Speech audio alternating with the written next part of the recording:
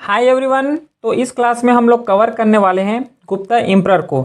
इससे प्रीवियस वाले क्लास में हम लोगों ने सातवाहना डायनेस्टी को कंप्लीट कर चुके हैं, तो वो वाले लेक्चर को एक बार देख लेना क्योंकि उससे ये लिंक होने वाले हैं।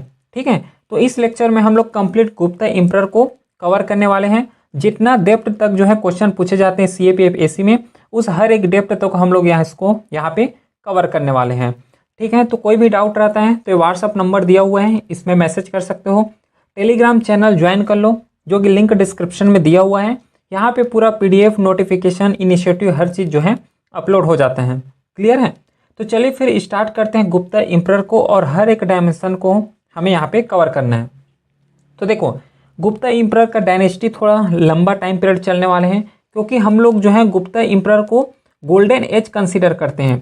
क्यों गोल्डन एज कंसिडर करते हैं? क्योंकि हर एक फील्ड में यहाँ पे एडवांसमेंट देखने को मिला है। चाहे टेक्नोलॉजी का फील्ड ले लो, चाहे मैन्युफैक्चरिंग का फील्ड ले लो, चाहे लिटरेचर का फील्ड ले लो, हर एक फील्ड में जो है यहाँ पे एडवांसमेंट देखने को मिला है। तो ये थोड़ा जस्ट ब्रीफली के लिए है कि कैसे जो है पूरा एक रूलर आए हैं, इंपॉर्टेंट जो है किंग आए हुए हैं। तो सबसे पहले जो इंपॉर्टेंट किंग आएगा वो आएगा गुप्ता, जो कि फाउंडर रहने वाले हैं, श्री गुप्ता आएगा। ठीक है, उसके बाद घटोत्कच के बाद जो है चंद्रगुप्त वन आएगा। चंद्रगुप्त के बाद समुद्रगुप्त रूलर आएंगे। समुद्रगुप्त के बाद चंद्रगुप्त सेकेंड, उसके बाद आएगा कुमारगुप्त वन। फिर उसके बाद नेक्स्ट किंग आने वाले हैं स्कंदगुप्त, और स्कंदगुप्त के बाद आने वाले लास्ट किंग वो है विष्णुगुप्त। और यहीं से जो है पूरा इसका जो लास्ट किंग रहने वाले हैं विष्णुगुप्त, इसके बाद जो है पूरा गुप्ता डायनेस्टी का डिसइंटीग्रेशन स्टार्ट हो जाएंगे, फ्रेगमेंटेशन स्टार्ट हो जाएंगे। अब इसका भी डिफरेंट कारण है, उसको इस क्लास में डिस्कस करना है। ठीक है, इतना समझ आ गया? अच्छा, अब देखो यहाँ पे सबसे पहले ये हमें कवर करना है कि ऐसा क्या रीज़न है जिसके वजह से जो है गुप्ता एम्परर इमर्ज हो के आए हैं। ठीक है, तो इससे पहले जो है थोड़ा सा इसके बारे में हम लोग कवर कर लेते हैं, गुप्ता एम्परर के बारे में। इससे जो है हम लोग गोल्डन एज कंसिडर करते हैं। क्यों कहते हैं बता चुका हूँ। इसका ओरिजिनल जो है मगध एम्परर हो गया है ना, एक और जो है expanded across north and central India. जो यहाँ पे देखो ये लोकेशन हो गया, ये इंडिया का मैप है। तो ये जो नदन इंडिया है ना, यहाँ पे जो है हमें देखने को मिला है गुप्ता एम्परर का पूरा डायनेस्टी है। इसे फाउंड किए गए थे श्री गुप्ता के द्वारा, बट इसका जो हाईएस्ट पीक का जो टाइम है जहाँ पे पूरा हर चीज़ का एडवांसमेंट देखने को मिला है, वो मिला है चंद्रगुप्त फर्स्ट, समुद्रगुप्त और चंद्रगुप्त सेकंड, जिसे हम लोग विक्रमादित्य बोल रहे हैं। तो यहाँ पे जो है इसका टाइम पीरियड पीक में देखने को मिला है, लेकिन इसे जो है श्री गुप्ता के द्वारा फाउंड किए गए थे। और लोकेशन भी समझ आ गया, ये जो है पूरा नदन इंडिया में ही मोस्टली देखने को मिलता है।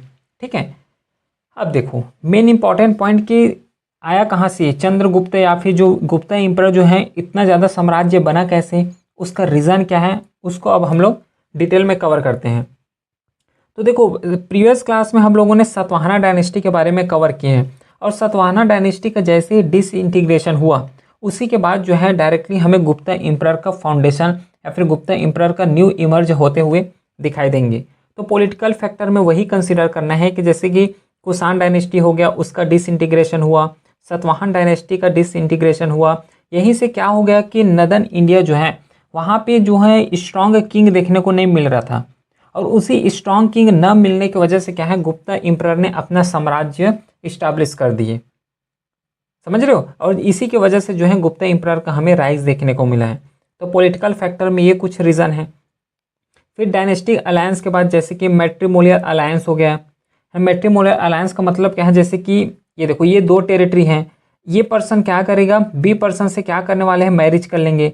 तो जो बी पर्सन जो कि फीमेल है, तो बी के साथ मैरिज कर लेंगे, शादी कर लेंगे, तो जो बी का टेरिटरी है वो ए के टेरिटरी में ऑटोमेटिकली क्या हो जाएगा, इंक्लूड हो जाएगा। तो इस तरीके से भी क्या है डायनेस्टिकली अलायंस बना के या फिर मैट्रिमोनियल अलायंस बना के पूरा अपना साम्राज्य को विस्तार किए हैं। तो ये भी एक रीज़न है डायनेस्टिक अलायंस का, जिसके थ्रू जो है गुप्ता एम्परर का हमें इमर्जेंस देखने को मिला है। फिर यहाँ पे जियोग्राफिकल एडवांटेजेस भी हैं, क्योंकि इसका जो लोकेशन देखोगे जो है कि नदन इंडिया में, ये देखो यहाँ पे जो है हमें इसका पूरा लोकेशन देखने को मिलता है। फिर बाद में इसका पूरा क्या होगा, एक्सपांड भी होगा, लेकिन इनिशियली जो है हमें मगध रीजन हो गया है ना, या फिर जो ये नदर्न इंडिया है, इंडो गैंगेटिक प्लेन है, यहीं पे देखने को मिलता है। क्यों इसका जियोग्राफिकल एडवांटेज है? क्योंकि यहाँ से गंगा रिवर, डिफरेंट रिवर यहाँ से ओरिजिनेट हो रहे हैं, और यहाँ से फ्लो हो रहा है। तो जब ओरिजिनेट हो रहा है तो लैंड यहाँ पे फर्टाइल मिलने वाले हैं। फर्टाइल मिलने के साथ साथ यहाँ पे आयरन का यूज़, आयरन टेक्नोलॉजी, हर चीज़ यहाँ पे डेवलप हो चुका था। अभी तो डिस्कस किए प्रीवियस क्लास में महाजनपद, मगध के बारे में। क्यों लोग इमर्ज हुए, इसलिए तो इमर्ज हुए क्योंकि यहाँ पे जो जियोग्राफिकल एरिया है एडवांटेजेस में रहे हैं। तो इसका भी एक जो है मेन रीज़न है जिससे ये एडवांटेजेस में रहे, जिससे गुप्ता एम्परर का राइज देखने को मिला है, वह है जियोग्राफिकल एडवांटेजेस। फिर इकोनॉमिकल प्रोस्पेरिटी, क्योंकि यहाँ पे एग्रीकल्चर सरप्लस होता है, फ्लरिशिंग ट्रेड हो रहे थे, both inland and maritime trade देखने को मिल रहे हैं। तो यहाँ से क्या है, इकोनॉमिक प्रोस्पेरिटी भी हुआ है। साथ ही साथ जो है मिलिट्री स्ट्रेंथ कर रहे हैं स्ट्रॉन्ग, फिर वेल ट्रेन आर्मी, जिसके थ्रू क्या है एक्सपांड करने में इसको मदद मिला है, अपने एम्परर को प्रोटेक्ट करने में मदद मिला है। तो मिलिट्री स्टैंड भी यहाँ पे बहुत ज़्यादा स्ट्रॉन्ग थे, तभी तो हम लोग इसको गोल्डन एज कंसिडर कर रहे हैं। फिर कल्चरल एंड रीजनल रिवाइवल भी देखने को मिला, जैसे कि हिंदुइज़्म हो गया। हिंदुइज़्म को क्या कर रहे हैं, प्रमोट कर रहे हैं। अब हिंदुइज़्म प्रमोट होगा तो उसका जो डायनेस्टी है ऑटोमेटिकली प्रमोट होगा, ठीक है। तो इस तरीके से क्या है डिफरेंट इसका रीज़न है। जैसे कि एडमिनिस्ट्रेटिव एफिशिएंसी भी एक मेन जो है इसका रीज़न है, जिसके थ्रू पूरा गुप्ता एम्परर को एक्सपांड कर पाए और गुप्ता एम्परर का यहाँ पे राइज देखने को मिला है, ठीक है। तो कुछ बेसिक जानकारी कवर कर लिए हैं, लोकेशन क्या होता है, फाउंडर कौन है, प्लस थोड़ा सा जो है हम लोग ब्रीफली में डिस्कस किए कि कौन कौन यहाँ पे किंग आने वाले हैं। बाकी इसका रीज़न हम लोग यहाँ पे डिस्कस कर लिए। यही जो है मेन रीज़न है जिसके थ्रू जो है हमें गुप्ता एम्परर का यहाँ पे फाउंडेशन या फिर गुप्ता एम्परर का यहाँ पे राइज देखने को मिला है, ठीक है। अब क्या करते हैं, थोड़ा 1 बाय 1 करके डिफरेंट जितना भी रूलर आए हैं, जितना भी किंग आएंगे उसको थोड़ा डिस्कस करते हैं। तो गुप्ता डायनेस्टी में सबसे पहले किंग आने वाले हैं श्रीगुप्त, और यही जो है गुप्ता डायनेस्टी का फाउंडर होने वाले हैं, जो कि इसका टाइम पीरियड जो है कि 240 से 280 सी तक हम अप्रॉक्स से कंसिडर करते हैं। और इसका जो है कैपिटल पाटलिपुत्र है, जो मगध रीजन है वहीं पे ये है, अपना रूलर बसाए, अपना कैपिटल इन्होंने फाउंड किए। पॉलिटिकल स्टेटस का अगर बात करोगे तो ये फ्यूडेटरी रूलर हैं। फ्यूडेटरी रूलर का मतलब ऐसा हम लोग एज्यूम करते हैं कि जो है कुषाण रूलर का एक फ्यूडेटरी है। फ्यूडेटरी का मतलब क्या होता है कि ये किंग हो गया, ठीक है। किंग ने क्या कर दिया कि एक इतना सारा जो लैंड है इसको इसको पर्सनली नहीं देते हैं, इसको क्या कर देते हैं, ज़मीन तो किंग का ही रहने वाला है, लेकिन किसी इंसान को है ना, इंसान को क्या बोलते हैं कि इसमें जो है पूरा एग्रीकल्चर करो, इससे जितना भी प्रोड्यूस होगा उसको किंग को देंगे। तो एक तरीके से क्या है फ्यूडेटरी रूल यहीं से स्टार्ट हो जाते हैं कि कोई पर्सन जो है, देखो ये ए पर्सन हो गया, ए पर्सन को एक लार्ज अमाउंट में लैंड दे दिए, और लैंड में जितना भी एग्रीकल्चर करना है, जो भी करना है वो लैंड में होगा, लैंड से जितना भी रेवेन्यू आएगा वो किंग को देंगे। अब इसी तरीके से क्या है, किसी पर्सन के पास बहुत ज़्यादा लैंड हो गया है, और लैंड होने के बाद क्या किया डायरेक्टली किंग के ऊपर अप्रोच करने लगे कि किंग को यहाँ पे अबॉलिश करना है, अब हमारा जो है साम्राज्य चलने वाला है। इस तरीके से जो है फ्यूडेटरी रूल जो है चलने लगे, और वही इसी के तरीके से या फिर इसी के केस से क्या हुआ, कुषाण डायनेस्टी है, और कुषाण डायनेस्टी में एज ऑफ फ्यूडेटरी रहे हैं श्रीगुप्त, ऐसा यहाँ पे एजर्सन दिए जाते हैं, ठीक है। फिर नेक्स्ट रूलर आएंगे जो कि घटोत्कच होने वाले हैं, जिसका टाइम पीरियड 280 से 319 सी के अप्रॉक्स रहने वाले हैं। फिर इसके बाद जो है इन्होंने भी डिफरेंट टाइटल एज्यूम किए गए हैं, जैसे कि महाराजा हो गया, जिसे इंडिकेट करते हैं लोकल और regional authority, not at imperial, मतलब महाराजा हो गया तो जो साम्राज्य उसका राजा होगा। इस तरीके से जो है टाइटल देखने को मिलता है, और महाराजा जो टाइटल है ये घटोत्कच के द्वारा एडॉर्न किए गए थे, इसको थोड़ा याद रखना है। कुछ टेरिटरी का अगर बारे में बात किए गए थे, ये रूल करते थे मगध रीजन में, जो कि नदन इंडिया में पड़ता है, जो कि इसे भी हम लोग यही बोलते हैं कि फ्यूडेटरी रूलर रहे हैं, है ना। जो घटोत्कच हैं ये भी फ्यूडेटरी रूलर रहे हैं, किसके अंदर में, कुषाण डायनेस्टी के अंदर में। और जितना भी जो रिलीजन चलते थे, एडमिनिस्ट्रेशन चलते थे, जो किसके टाइम पीरियड में, इसके जो श्रीगुप्त हैं इसके टाइम पीरियड में जो भी एडमिनिस्ट्रेशन चलते थे, वही एडमिनिस्ट्रेशन वही रूल्स एंड रेगुलेशन को घटोत्कच ने भी यहाँ पे फॉलो किए हैं, ठीक है। फिर नेक्स्ट रूलर है चंद्रगुप्त मौर्य, और यही कुछ डायनेस्टी या फिर यही कुछ किंगडम आएंगे, किंग आएंगे, जिसके थ्रू पूरा डायनेस्टी जो है एक पीक टाइम में चला है।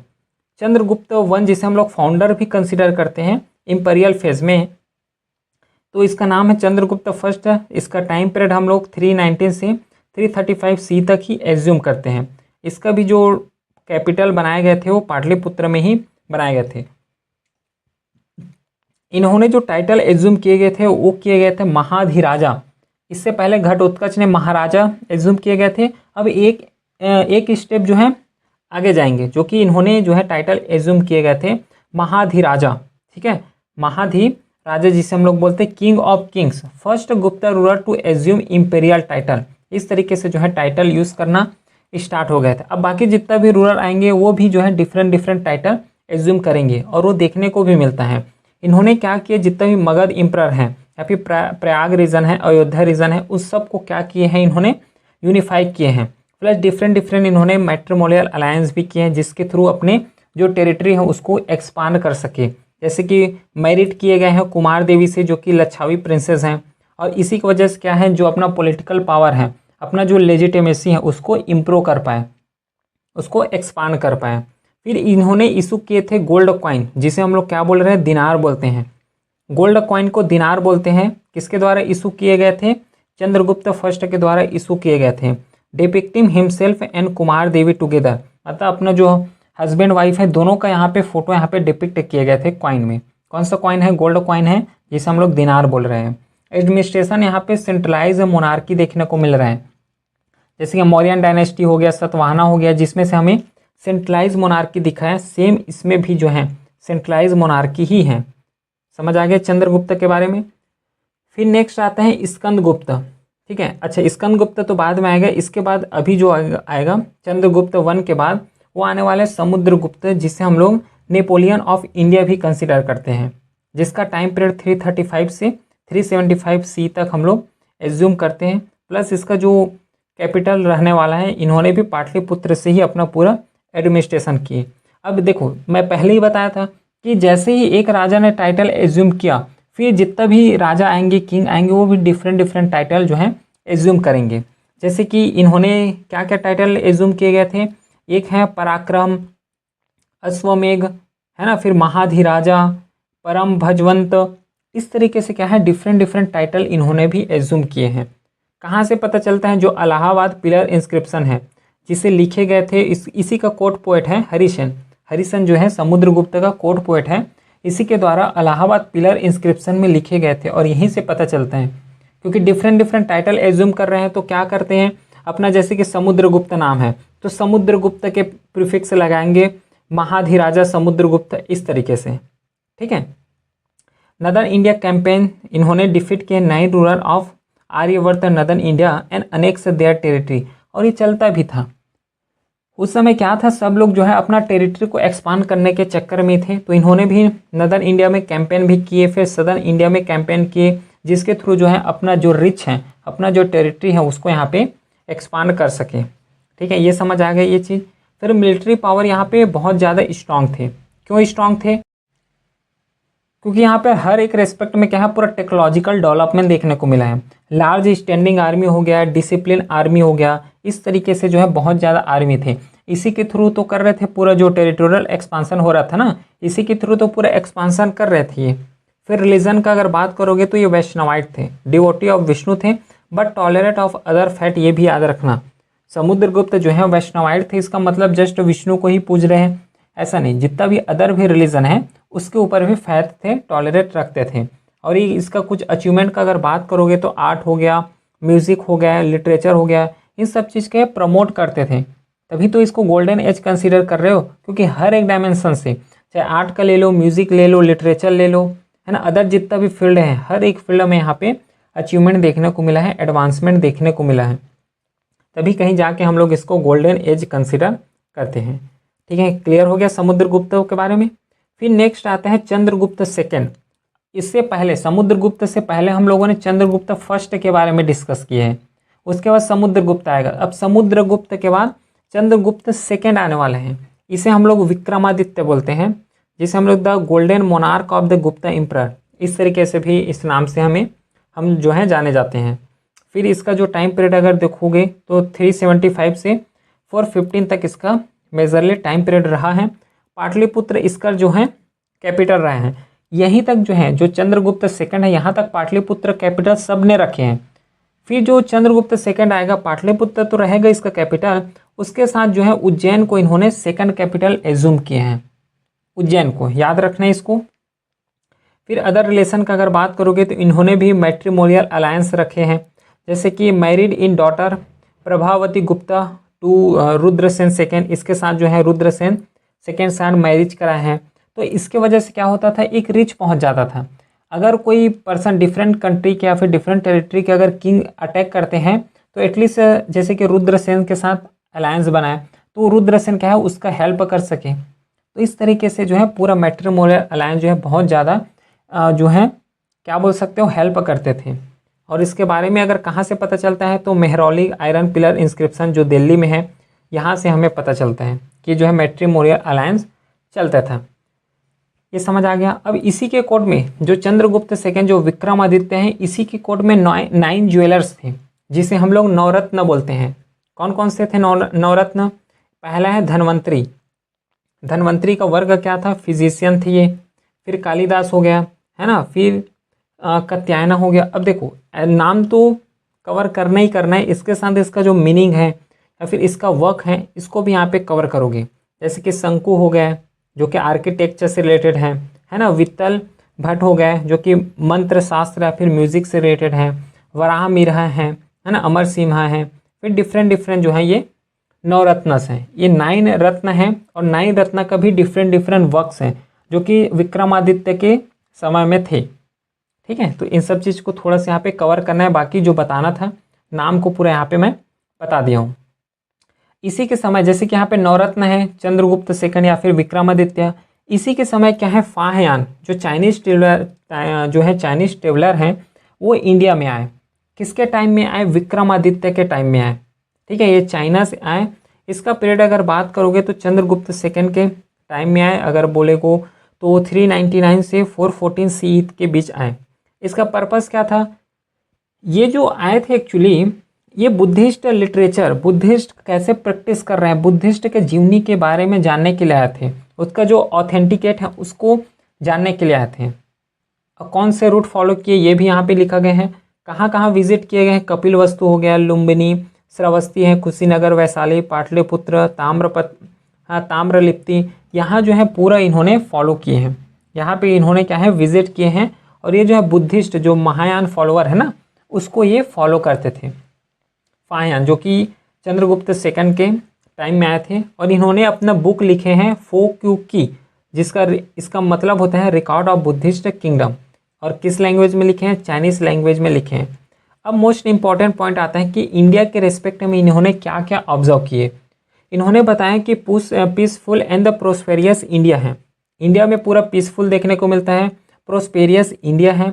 इसके साथ यहाँ पे एफिशिएंट एडमिनिस्ट्रेशन देखने को मिलता है अंडर गुप्ता रूल। ठीक है, तो जो गुप्ता रूलर है यहाँ पे हमें जो है एडमिनिस्ट्रेशन एफिशिएंट देखने को मिलता है, क्योंकि गुप्ता रूलर का जो एडमिनिस्ट्रेशन था वो पूरा सेंट्रलाइज एडमिनिस्ट्रेशन था, सेंट्रल लेवल में चलते थे। फिर यहाँ पे मिल्ड पनिशमेंट, उतना ज़्यादा कठोर या फिर हार्ड पनिशमेंट देखने को नहीं मिल रहे हैं। बुद्धिस्ट मोनास्ट्री यहाँ पे फ्लरिश होते हुए दिखाई दे रहे हैं। कास्ट सिस्टम यहाँ पे रिजिड हैं। हिंदू एंड बुद्धिस्ट को एग्जिस्ट पीसफुली, यहाँ तक कि ये भी बताएं मतलब डिफरेंट जो सेक्ट हैं उसमें जो है टॉलरेंस देखने को मिल रहा है। दोनों जो हैं कोई एग्जिस्ट कर रहे हैं पीसफुल मैनर से। तो ये जो है पूरा मेन ऑब्जर्वेशन किए गए थे by the Chinese traveller Fa Hien के द्वारा। समझ आ गई ये चीज़। तो फाहयान ने विजिट किए गए थे विक्रमादित्य के टाइम में। कवर करना है, इसको थोड़ा याद रखना है क्योंकि यहाँ से क्वेश्चन पूछे जा चुके हैं। फिर नेक्स्ट आता है अगला किंग, वो है कुमारगुप्त। कुमारगुप्त जो कि इसका टाइम पीरियड 415 से 445 CE के बीच रहा है। इसका जो टाइटल है, टाइटल कवर करने से पहले इसका जो कैपिटल है ये पाटलिपुत्र रहा है। तो अभी तक जो है विक्रमादित्य इन्होंने ही जो है उज्जैन को सेकंड कैपिटल रखा है। बाकी जो मेन कैपिटल है ये पाटलिपुत्र हर एक डायनेस्टी हर एक किंगडम में देखने को मिल रहा है। और टाइटल एज्यूम का अगर बात करोगे तो महेंद्रदित्य हो गया, अश्वमेघ हो गया, है ना, महायज्ञ हो गया। इस सब चीज़ से क्या है देखो, महेंद्रदित्य इन्होंने क्या है टाइटल रखे थे। फिर अश्वमेघ महायज्ञ इन्होंने परफॉर्म किए, ये टाइटल नहीं है, ये परफॉर्म किए या फिर परफॉर्मर इस तरीके से टाइटल भी ले सकते हो फिर। ठीक है, अश्वमेघ महायज्ञ परफॉर्मर इस तरीके से ये भी टाइटल यूज़ करते थे। अब परफॉर्म किए थे तभी ऐसा टाइटल एज्यूम कर रहे हैं। ये जो है वैष्णविज्म से रिलेटेड है। ठीक है, जो कि लॉर्ड विष्णु है। इससे पहले विक्रमादित्य भी डिस्कस किए थे, वो भी वैष्णवाइट है। और वैष्णवाइट हैं, इसका मतलब ये नहीं कि अदर रिलीजन को ये लोग फैथ ही नहीं कर रहे हैं, फैथ करते थे। ये जो है पूरा रिलीजियंस टॉलरिज्म इसका भावना रखते थे, हर एक रिलीजन्स का टॉलरेट करते थे। इन्होंने परफॉर्म किए अश्वमेध यज्ञ को, मेंटेन किए पीस एंड प्रोस्पेरिटी अपने पूरे एम्पायर में, कंटिन्यू किए expansion in central and western India में एक्सपांसन कंटिन्यू रखे हैं। फिर efficient continuation of the Gupta administrative system, जिससे इसका प्रेसिसर जितना भी अभी किंगडम डिस्कस किए हैं जो कि सेंट्रलाइज्ड, ठीक है, जो कि सेंट्रलाइज्ड सिस्टम को फॉलो करते थे, इन्होंने वही सिस्टम को फॉलो किए हैं। एजुकेशन कंट्रीब्यूशन में इन्होंने ही, जो कुमार गुप्त है ना, कुमार गुप्त के द्वारा जो नालंदा यूनिवर्सिटी है इसका फाउंडेशन इसी के द्वारा रखे गए थे। बाकी डिफरेंट किंग जो है बाद में उसको रिनोवेट भी करेंगे, लेकिन जो मेन फाउंडेशन है कुमार गुप्त के द्वारा ही रखे गए थे। इस चीज़ को यहाँ पे समझना है। फिर इन्होंने भी इशू किए हैं कॉइन को, जैसे कि कार्तिकेय हो गया, डिपिक्ट करते थे कार्तिकेय को जो कि गॉड ऑफ वार डिनोट कर रहे हैं। आर्चर टाइप यहाँ पे कॉइन देखने को हमें मिला है। फॉरेन इन्वेजन का अगर बात करोगे तो phase the beginning of the Pushyamitra हो गया, हून हो गया, इन सब का यहाँ पे इन्वेजन इन्होंने झेले हैं, इन्वेजन यहाँ पे हुआ है। आर्ट एंड आर्किटेक्चर का तो पूरा यहाँ पे फ्लरिश देखने को मिला है पूरा, है ना। पेट्रोनाइज आर्ट हो गया, लिटरेचर, लर्निंग, ये सब चीज़ जो है पूरा एक्सीलेंट था। इसी टाइम में जो है पूरा एक्सीलेंस हमें देखने को मिला है। आर्ट हो गया, आर्किटेक्चर हो गया, हर एक फील्ड में यहाँ पे, ठीक है। समझ आ गया कुमार गुप्त के बारे में। अब नेक्स्ट आते हैं स्कंदगुप्त के बारे में, जिसका टाइम पीरियड 455 से 467 सी तक यहाँ पे रहा है। इसका कैपिटल पाटलिपुत्र हम लोग कंसिडर करते हैं। इन्होंने भी टाइटल एज्यूम किए हैं, जैसे कि विक्रमादित्य हो गया, है ना, फिर पुरामा भागवता हो गया, इन सब चीज़ से ये टाइटल जो है एज्यूम करते थे। ये भी जो है वैष्णवाइट थे, वैष्णविज्म को ही फॉलो करते थे। बाकी इंपॉर्टेंट इवेंट में जो हुन हो गया, जो हुन इन्वेजन हो रहा था ना, उसको इन्होंने अच्छे से जो है क्या किया, रेपेल किए। फिर पुष्यमित्र शुंग के द्वारा जो रेपेल हो रहा था उसको भी इन्होंने अच्छे से मेंटेन किए। उसके बाद गुप्ता कंट्रोल जो है वह डिस्टर्ब प्रोविंस, जहाँ पे इससे जो इन्वेजन हुए उससे डिस्टर्ब होके क्या कि जो डिस्टर्ब हो गए थे उसको इन्होंने अच्छे तरीके से पीस में ला गए, पूरे अच्छे तरीके से कंट्रोल कर लिए गए। मिलिट्री अचीवमेंट में वही है जो अभी हम लोगों ने डिस्कस किए यहाँ पे। इकोनॉमी का अगर बात करोगे तो इकोनॉमी यहाँ पे स्ट्रेन में आ गए थे थोड़ा सा इसी के टाइम में, स्कंदगुप्त के टाइम में। क्यों? क्योंकि यहाँ पे देखो ना, दो वार यहाँ पे लड़ रहे हैं। एक साइड से देखोगे तो हुन इन्वेजन हो रहा है, दूसरे साइड से जो पुष्यमित्र शुंग है इसके द्वारा यहाँ पे इन्वेजन देखने को मिल रहा है। तो फाइनेंशियल स्ट्रेन या फिर इकोनॉमिकल स्ट्रेन हमें देखने को मिला है। और इसी वजह है, मेन कारण है ना, मेन कारण जो कॉइन का डिक्लाइन देखने को मिला है इसी के टाइम में देखने को मिला है। इसका रीज़न वही है क्योंकि फाइनेंशियल यहाँ पे इनस्टेबिलिटी देखने को मिला है, और यही का एक इम्पैक्ट है कि कॉइन का जो क्वालिटी है वो यहाँ पे डिक्लाइन हो गया था। इसके वजह से गोल्ड कॉइन के वजह से क्या है, सिल्वर कॉइन, कॉपर कॉइन यहाँ पे इन्होंने आगे सिल्वर गोल्ड से directly silver copper coin use करना स्टार्ट कर दिए गए। बाकी एडमिनिस्ट्रेशन पूरे स्ट्रांग थे, सेंट्रल एडमिनिस्ट्रेशन ये लोग रन करते थे। चलो नेक्स्ट अब देखते हैं गुप्ता इंपरर का पूरा एडमिनिस्ट्रेशन। अब यहाँ तक देखो हम लोगों ने डिस्कस किए पूरा डिफरेंट जो इंपॉर्टेंट रूलर हैं, जो इंपॉर्टेंट किंग है उसके बारे में डिस्कस किए। अब हम लोग क्या करते हैं कि ओवरऑल डिस्कस करते हैं कि पूरा गुप्ता इंपरर में एडमिनिस्ट्रेशन कैसे थे, आर्ट एंड आर्किटेक्चर का सीन क्या था, टेक्नोलॉजी में कैसे एडवांसमेंट देखने को मिला है, सोसाइटी कैसे थे, पॉलिटिकल स्ट्रक्चर कैसे थे, हर एक डायमेंशन को, मतलब जहाँ से क्वेश्चन अभी तक previous year question paper analyse करने के बाद पूछे गए हैं और जहाँ से क्वेश्चन पूछे जा सकते हैं उसको भी हमें यहाँ पे डिटेल में कवर करना है। तो गुप्ता इंपरर का अगर एडमिनिस्ट्रेशन का बात करेंगे, अगर पॉलिटिकल स्ट्रक्चर का बात करेंगे, तो इसका जो गवर्नमेंट का फॉर्म था मोनार्कियल गवर्नमेंट था। जो हायरार्की रूल है ना, जो किंग है उसके बाद उसका सन, फिर उसका सन, इस तरीके से जो है हायरार्कियल सिस्टम यहाँ पे चलता था। और जो मोनार्की है, जो किंग है, वही यहाँ पे सुप्रीम रहने वाले हैं, सुप्रीम अथॉरिटी जो है उसी के पास थे। हेरेडिटरी देखने को मिला है। फिर डिफरेंट किंग ने टाइटल एज्यूम किए हैं, है ना, जैसे कि परम भगवता हो गया, चक्रवर्ती हैं, परम परमेश्वरा हो गया, है ना, महाधिराजा हो गया, महाराजा धीराजा हो गया।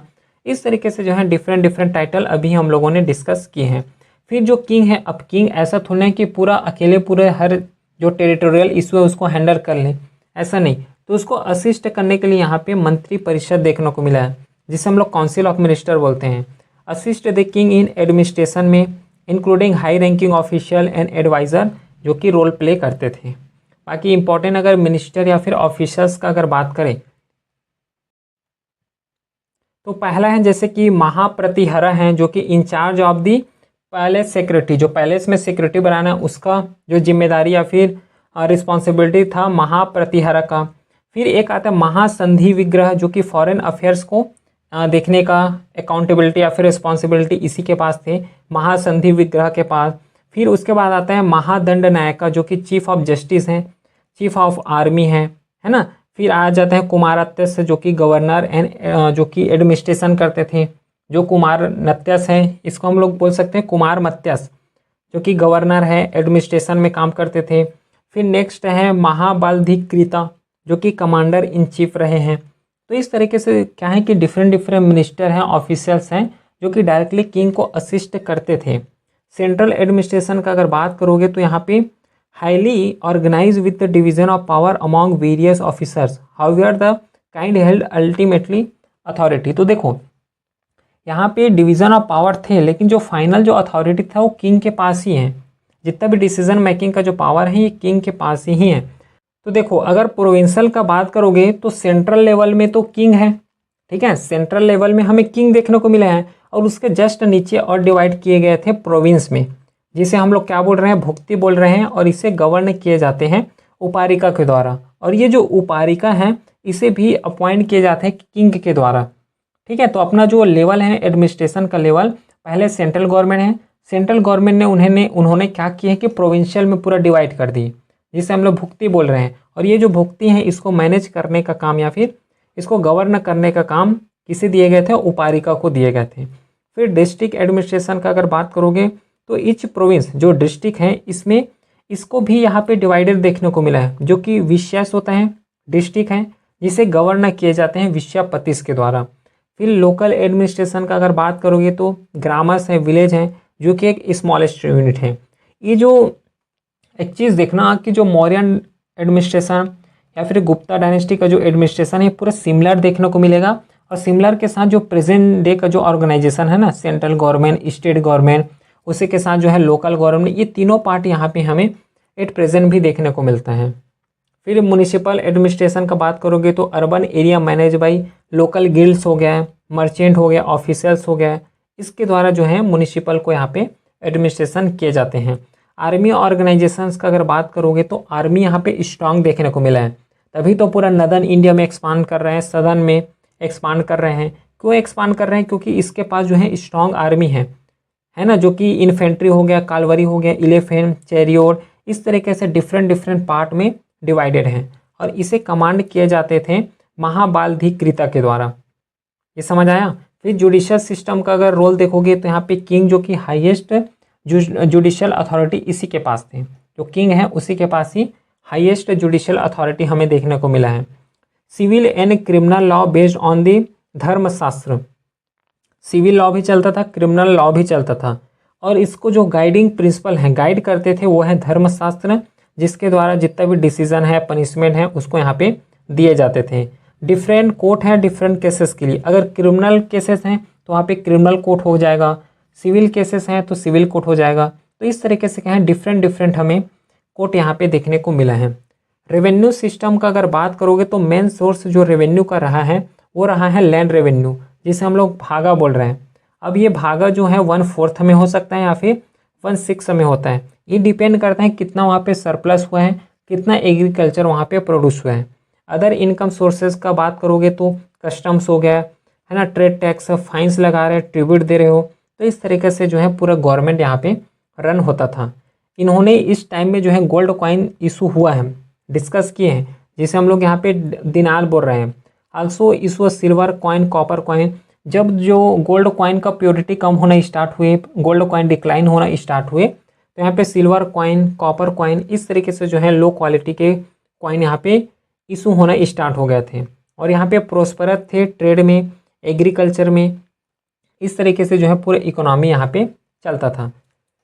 बाकी लोकल एडमिनिस्ट्रेशन, ये सब चीज़ को हम लोगों ने डिस्कस किए हैं।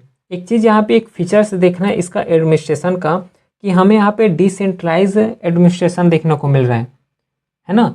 पहले सेंट्रल गवर्नमेंट है, उसके बाद लोकल गवर्नमेंट आएगा, लोकल गवर्नमेंट के ऊपर जो बीच में आने वाले हैं वो प्रोविंशियल गवर्नमेंट आएगा। इफिशियंस एनर्जी ब्यूरोक्रेसी ये भी देखने को मिल रहा है। रिलीजियस टॉलरेंट है, हर एक किंग में हमें जो है एक चीज़ देखने को मिला है कॉमन, वो कि हर एक किंग ने रिलीजियस टॉलरेंस को यहाँ पे बढ़ा रहे हैं। फिर यहाँ पे स्टेबिलिटी एंड प्रोस्पेरिटी देखने को मिल रहा है गोल्डन एज का। तो ये तो कुछ यहाँ पे फीचर रहा है एडमिनिस्ट्रेशन का। अब यहाँ पे जितने भी ऑफिसर्स रहे हैं गुप्ता एम्परर में, उसको अपने लेवल में यहाँ पे कवर करना ही, क्योंकि ये जो है टर्म बेस्ड है, ठीक है, टर्म बेस्ड है। जैसे कि उपारिकस हो गया, तो उपारिकस को कौन सा ऑफिसर बोलते हो, प्रोविंशियल गवर्नर बोलते हैं। फिर दूताकाश हो गया जो कि स्पाइसेस हैं। तो इस तरीके से डिफरेंट डिफरेंट जो ऑफिसर्स हैं इसको अपने लेवल में यहाँ पे कवर करोगे। क्लियर है। अब यहाँ पे एक चीज़ जो है मेजर जो इसका फीचर्स रहा है वो है फ्यूडेटरी सिस्टम। और जब हम लोग इसका जब डिक्लाइन समझेंगे ना, तो मेन इसका जो डिक्लाइन का कारण है वो है फ्यूडेटरी सिस्टम। इसका मीनिंग पहले ही बता चुका हूँ। फ्यूडेटरी का मतलब क्या होता है कि जो एक किंग है ये कुछ सेट ऑफ टेरिटरी है, इस टेरिटरी को किसी जो पर्सन है, हेड है, उसको दे दिए कि इस टेरिटरी में अपना मतलब पूरा रूल्स चलने वाला है, रूल्स एंड रेगुलेशन चलने वाला है, तो इसको पूरा मैनेज करने का जिम्मेदारी उस ए पर्सन को दे दिए।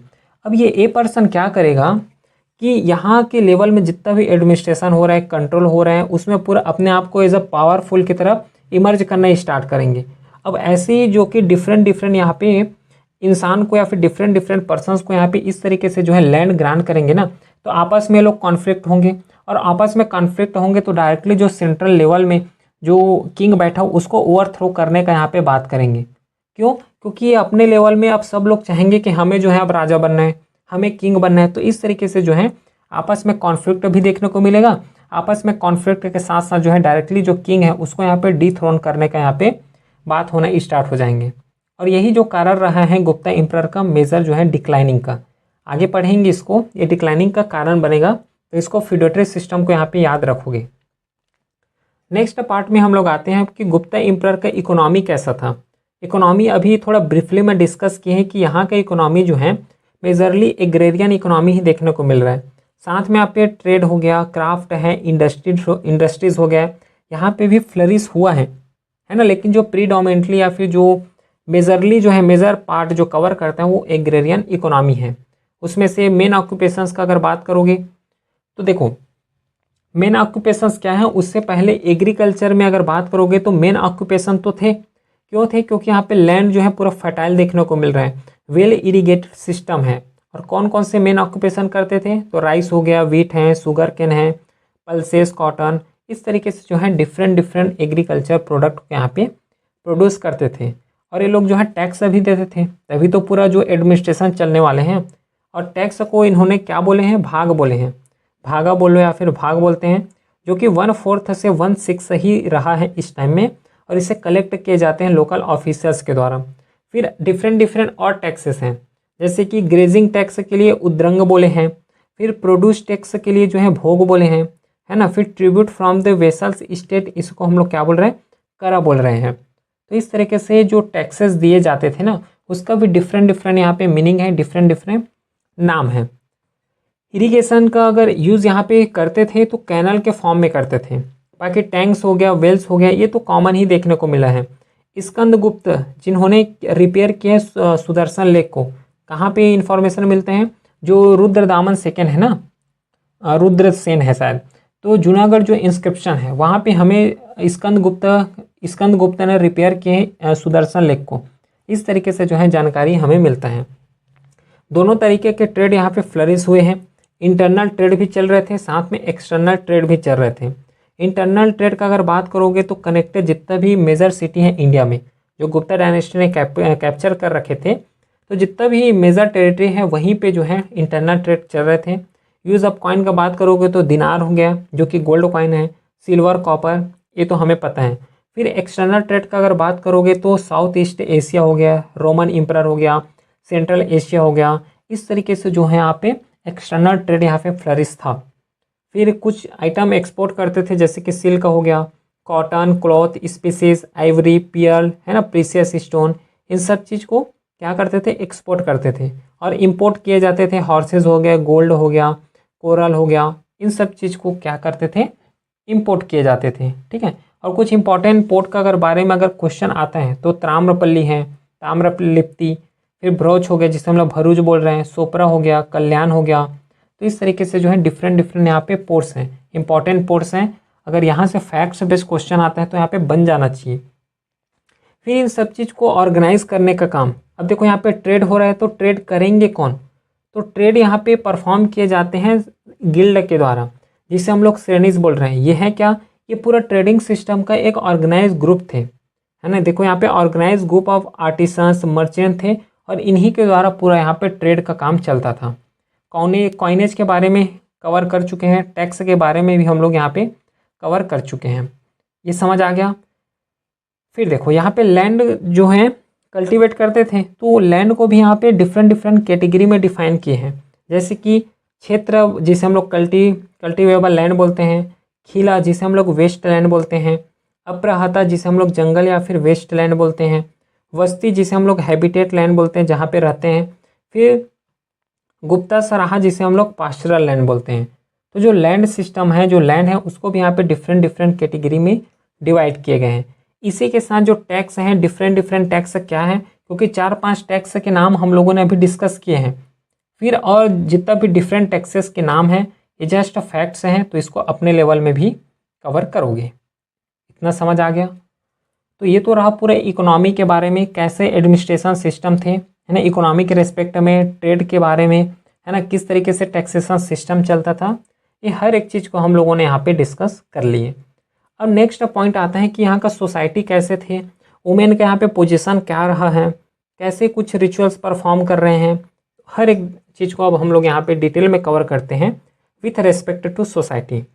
तो सोसाइटी का अगर फॉर्म देखोगे तो यहाँ पे हायरार्कियल फॉर्म देखने को मिल रहा है, मतलब यहाँ पे वर्ण सिस्टम, कास्ट बेस्ड सिस्टम जो है अभी भी यहाँ पे चल रहा है, लेकिन यहाँ पे स्टेबल थे, रिलेटिवली स्टेबल थे, प्रोस्पेरियस थे यहाँ के लोग, क्योंकि यहाँ पे गोल्डन एज है, हर चीज़ के यहाँ पे फ्लरिशमेंट देखने को मिला है। वर्ण सिस्टम, ब्राह्मण हो गया, क्षत्रिय हो गया, वैश्य हो गया, शूद्र हो गया, इन सब चीज़ में यहाँ पे डिफाइन देखने को मिल रहे हैं।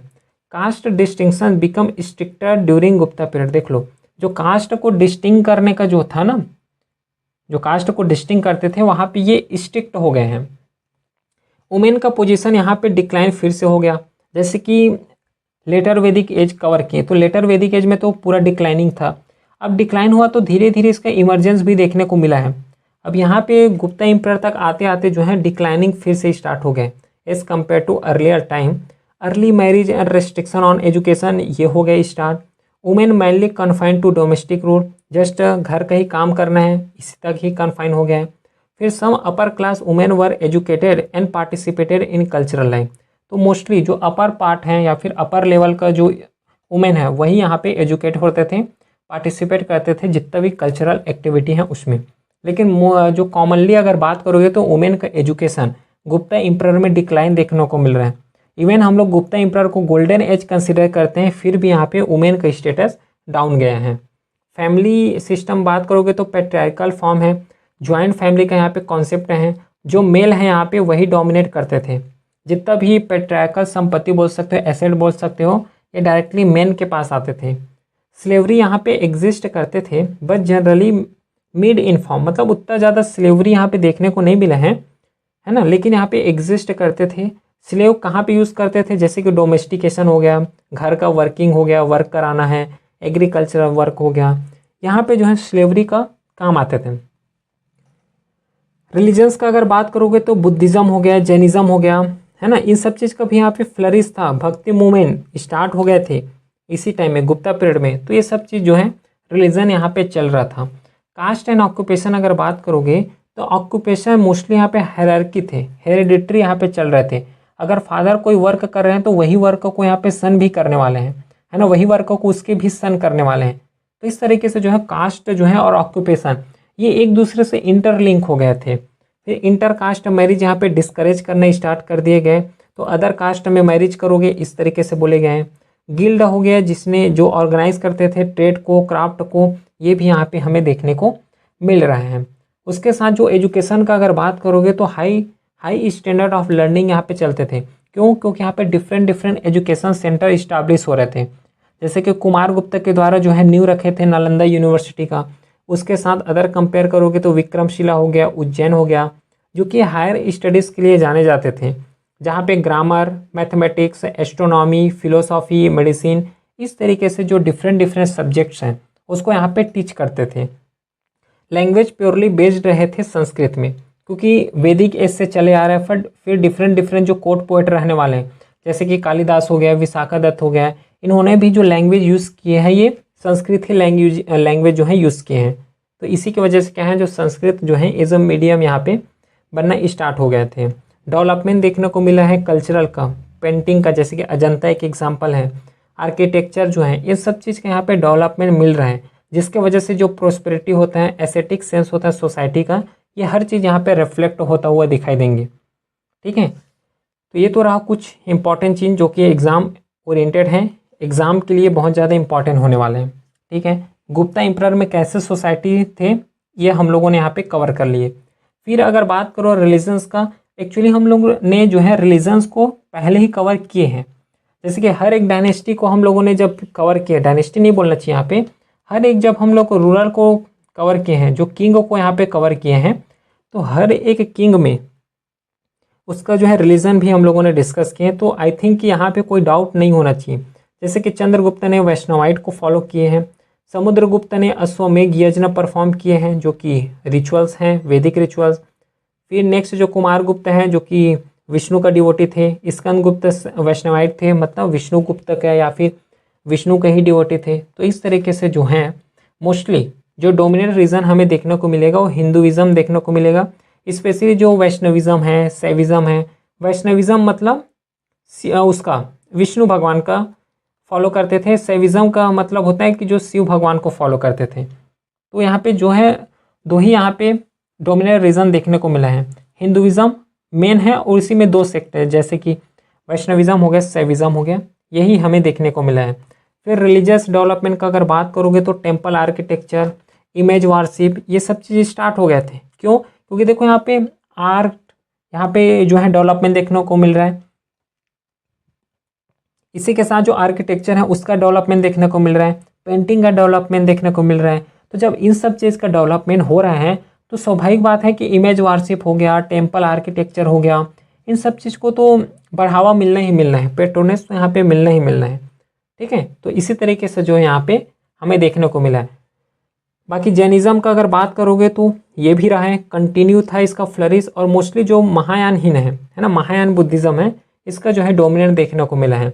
जैसे कि Nalanda university became a famous Buddhist learning centre, Chinese Pilgrim fine visited India during this period, ये तो कवर कर चुके हैं। लेकिन जो नालंदा यूनिवर्सिटी है जो कि एक बुद्धिस्ट टीचिंग का एक मेन केंद्र बना था, है ना, तो इस तरीके से जो है बुद्धिज़्म का भी हमें देखने को मिला है एक्सटेंशन, फ्लरिशमेंट। इसी के साथ जो जैनिज़्म है, जैनिज़्म का भी प्रेजेंस यहाँ तक देखने को मिला है। नेक्स्ट हम लोगों को अब यहाँ पे कवर करना है कि जुडिशियल सिस्टम कैसा था गुप्ता एम्परर में।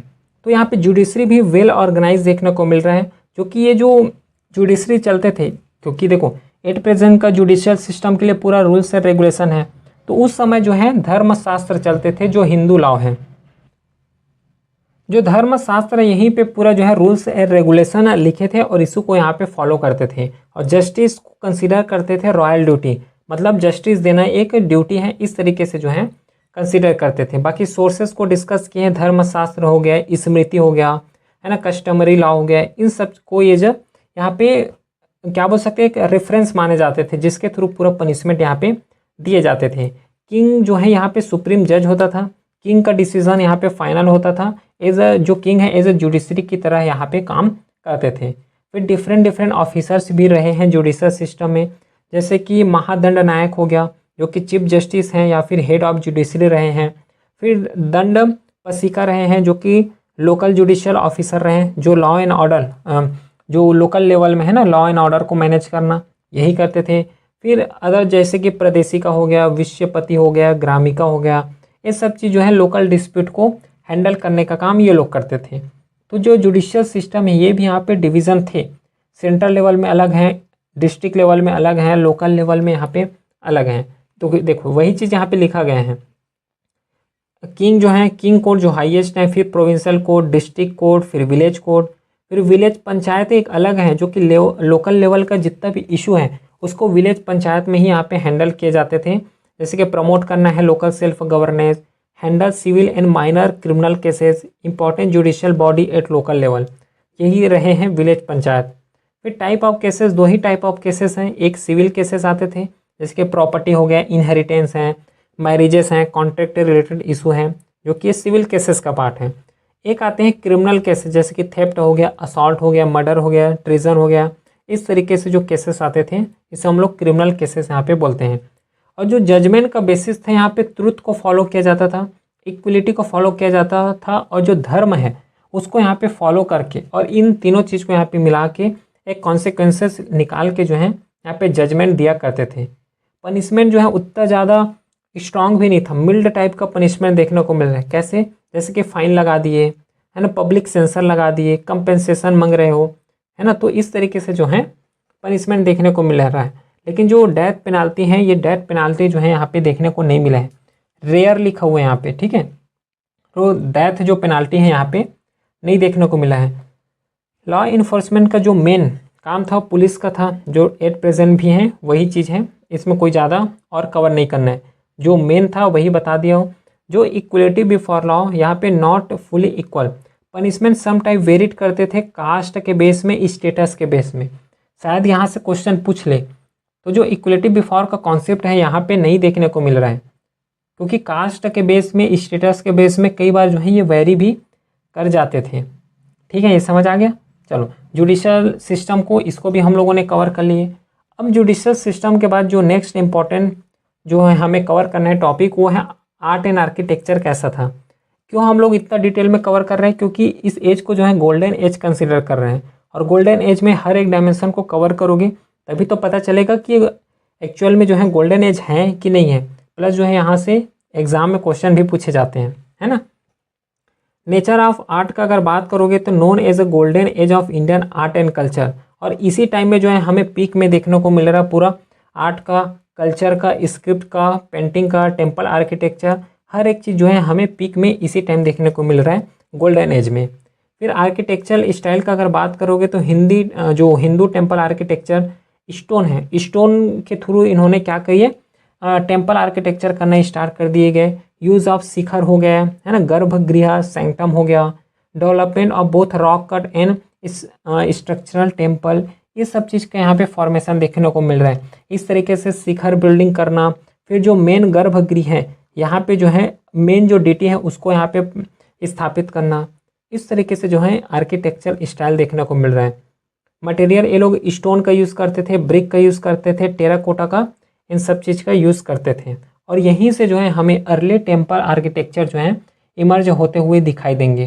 जैसे कि इम्पॉर्टेंट टेम्पल का अगर बात करोगे, 10 टेम्पल हो गए देवगढ़ का, है ना, फिर पार्वती टेम्पल हो गए एमपी में है, विष्णु टेम्पल है, मुक्तेश्वर टेम्पल है, जो कि यहीं से हम लोग इसका जो ओरिजिन है ट्रेस कर सकते हैं।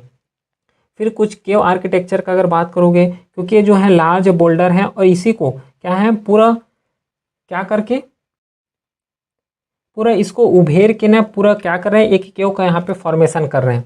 जैसे कि अजंता केव जो महाराष्ट्र है वो एक एग्जाम्पल है, उदयगिरी केव जो एमपी में है वो भी एक एग्जाम्पल है। तो इस तरीके से क्या है डिफरेंट टेम्पल आर्किटेक्चर, केव आर्किटेक्चर जो है यहाँ पे फ्लरिश देखने को मिल रहा है।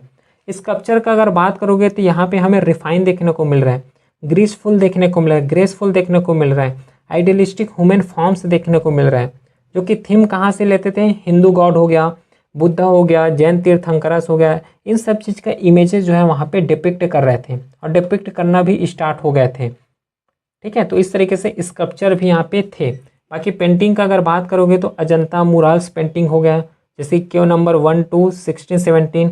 यहाँ पे जो है जाटका टेल्स मतलब जो बुद्धिज़्म का अर्ली लाइफ है वो कैसा था, ये जाटका टेल्स में बताए गए थे। तो इसका सीन जो है पेंटिंग के फॉर्म में डिपिक्ट करना स्टार्ट किए, है ना। रॉयल लाइफ कैसा है, कैसे जो है रॉयल लाइफ जीते हैं, इसका जो है स्टार्ट हो गए थे पेंटिंग बनाना।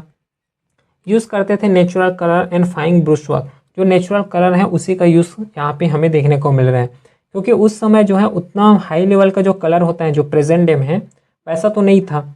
इसी वजह से जो है यहाँ पे जो नेचुरल मिल जाए उसी का यूज़ करते थे।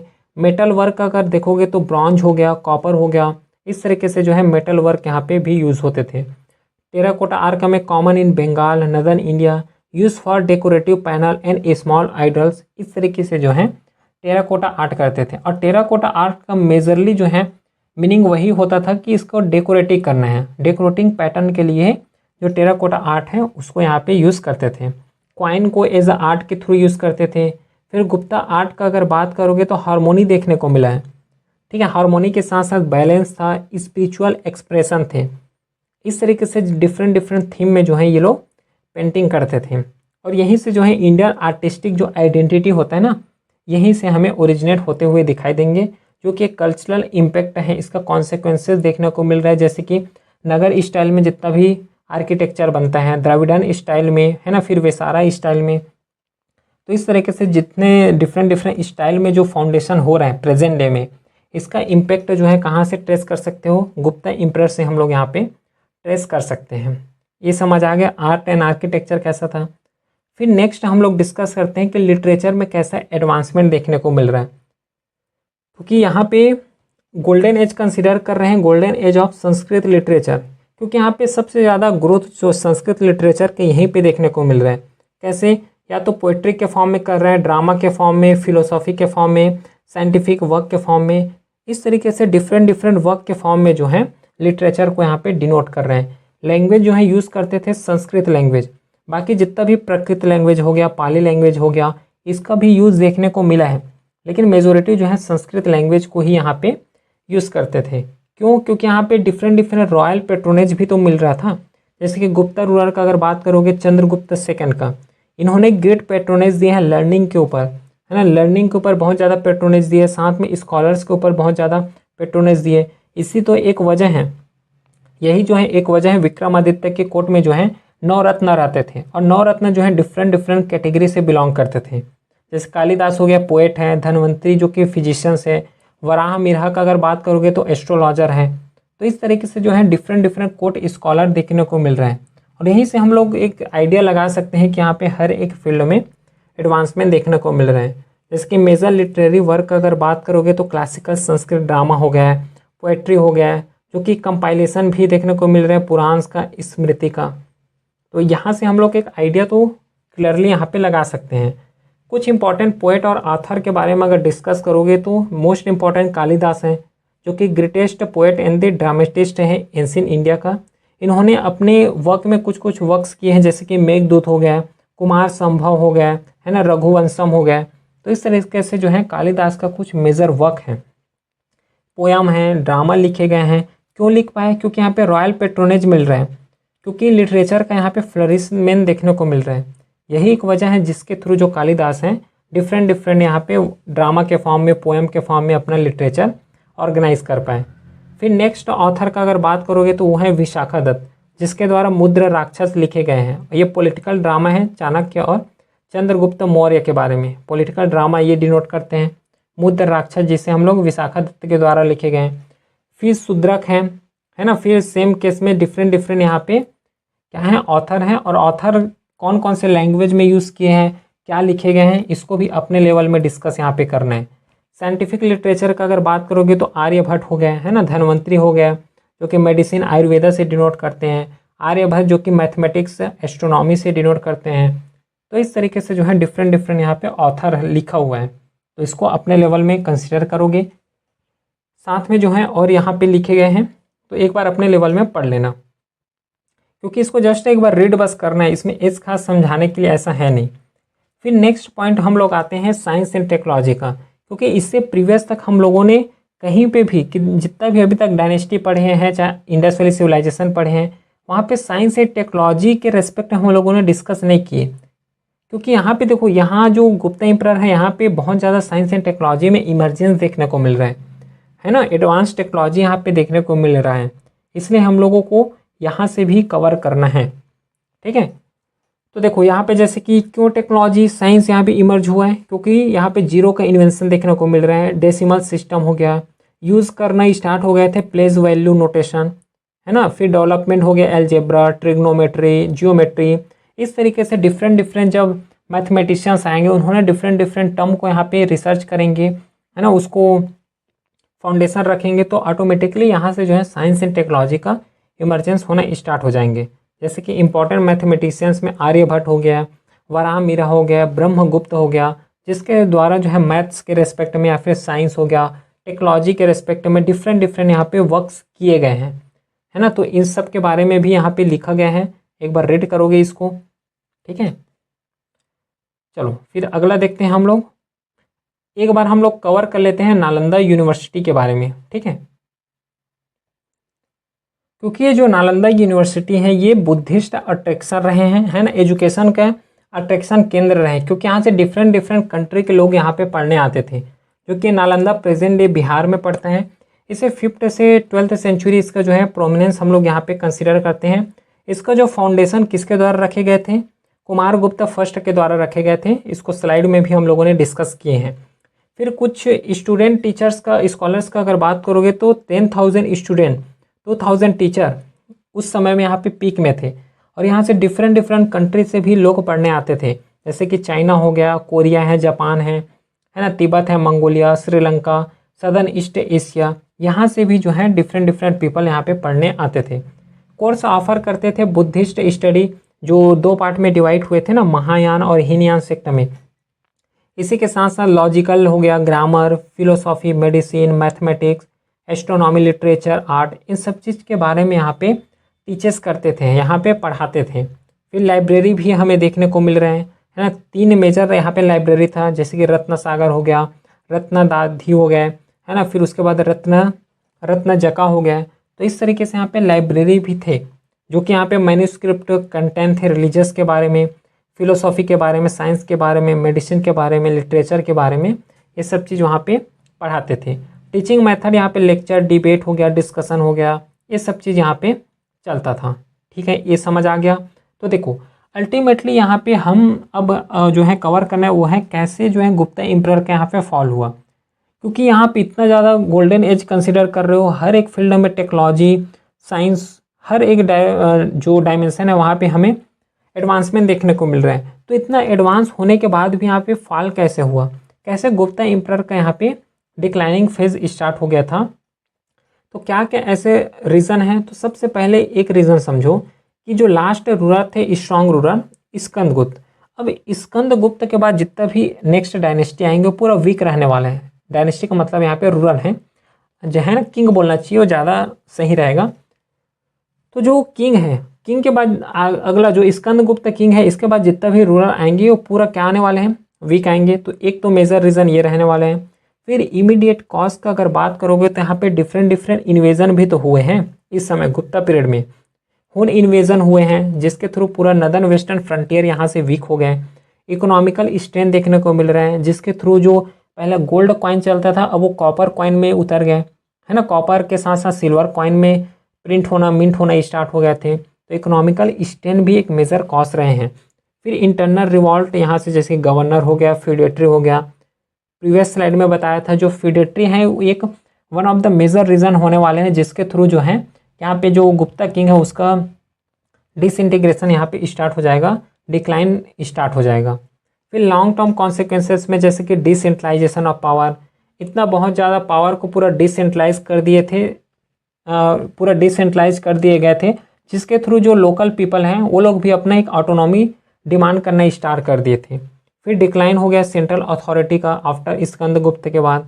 फिर वीक सक्सेशन आए हैं। फिर over reliance on land revenue, क्योंकि पूरा जो सिस्टम चल रहा था ना वो पूरा लैंड रेवेन्यू में ही बेस्ड थे। लैंड रेवेन्यू से कलेक्शन करते थे टैक्सेस के फॉर्म में, और वहीं से पूरा अपना साम्राज्य चलाते थे। तो ये जो है कुछ यहाँ पे इम्पॉर्टेंट कॉजेस हैं जिसके थ्रू हमें जो है फॉल देखने को मिल रहा है। बाकी जो अभी कवर किए हैं वही है, ये इसमें अपने को ध्यान नहीं देना है। तो ये जो कॉज को, अगर ये जो कॉज है ना, ये दो वाला कौन कौन सा कॉज यहाँ है, इमीडिएट और लॉन्ग टर्म कॉज, यही जो है 2 मेजर कॉज यहाँ पे हैं, जिसके थ्रू पूरा हमें जो है गुप्ता एम्परर का यहाँ पे फॉल यहाँ पे देखने को मिला है। क्लियर है। तो ये तो रहा पूरा गुप्ता एम्परर, हर एक डाइवर्सिटी, हर एक डायमेंशन को कवर किया है जहाँ से CAPF में क्वेश्चन पूछे जाते हैं। चलिए फिर मिलते हैं हम नेक्स्ट क्लास में, तब तक के लिए thank you, have a great day.